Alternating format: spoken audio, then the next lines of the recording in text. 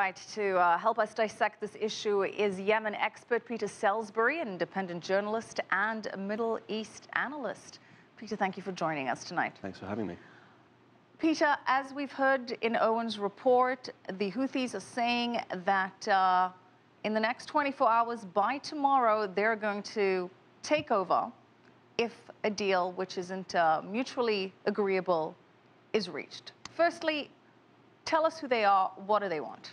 So the Houthis are this rebel group that fought the government for 6 years between 2004 and 2010. In 2011, we had this revolution in Yemen as part of the Arab Spring uprisings, and Ali Abdullah Saleh, Yemen's longtime president, was thrown out. The Houthis took advantage of that vacuum. They've been limited to a small province in the north of the country, but since 2011, they've massively expanded their presence. And in September of last year, they took over the capital. Are they in a position of power to be calling the shots now? They are the most powerful group among a series of groups who are more or less balanced in power. And this is the problem. They have some power, but they don't have the ability to control the entire country. Well, Peter, what is at stake here? The continued survival of Yemen as a unified state or as a state. The economy is on the verge of collapse. We have the political system on the verge of the collapse, and there's a very strong chance that within the next 24 hours, the Houthis will appoint their own ruling council, which will not be agreeable to most of the other political parties in the country. And we're also seeing al-qaeda, the Yemeni al-qaeda franchise, attacking them because the Houthis are Shia. Well, it's a very complicated picture, and Yemen is an al-qaeda stronghold. The U.S. has been staging drone attacks, trying to take out some al-qaeda operatives. Sure. What is the impact of the Houthis taking over? Well, the Houthi takeover so far has derailed this political transition process that's been underway since Saleh was thrown out. And the plan was that there would be a new constitution that would be put to referendum, and then there'd be national elections. The Houthis disagree with some of the content in the new constitution. That's part of the reason why they've taken over the capital. And what they seem to be doing is trying to fix politics so everything goes their way. Well, in the meantime, the economy is being destroyed.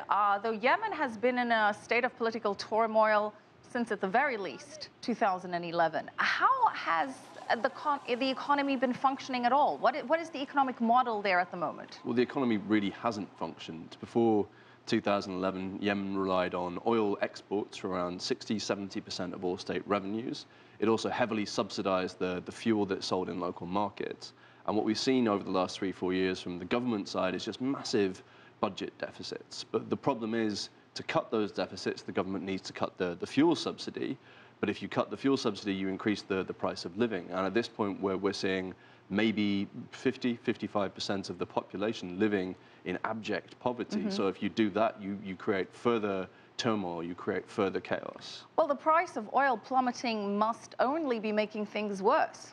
Yeah, that's quite right. So the subsidy's been cut out, but at the same time, the government's ability to earn money on international markets has been reduced. They're running out of dollars, and they're running out of money very, very quickly. Well, oil does make up about 70% of Yemen's revenue and GDP, but in the grand scheme of things, oil is not, Yemen's supply of oil is really not that consequential to the global economy. So what is at stake here for the global economy? Well, the bigger issue for people looking at it from an international perspective is Yemen is sited on the Bab el-Mandeb Strait, which is this oil choke point. 8–10% of global oil supply passes through it. A lot of trade going into North Africa and Europe passes through it. And it's also the neighbor of Saudi Arabia, which is the world's largest oil exporter. So if you create chaos in Yemen, turmoil in Yemen, further chaos and turmoil, you have issues on the Saudi border, you have issues with Saudi security, and you possibly have issues on the sea lane that connects Saudi Arabia with the rest of the world. So the reason that this could have an impact on the global economy beyond the internal issues within Yemen and beyond the empowerment of al-qaeda, which of course is a significant issue, is mostly this shipping line. Well, that's in part. It's mainly the threat to Saudi Arabia, realistically. The al-qaeda franchise in Yemen has tried to launch attacks on Saudi Arabia in the past and senior members of the government there. But the al-Qaeda franchise in Yemen has also tried to launch international attacks in the past. Washington used to see it as the most deadly franchise, and most recently, the local franchise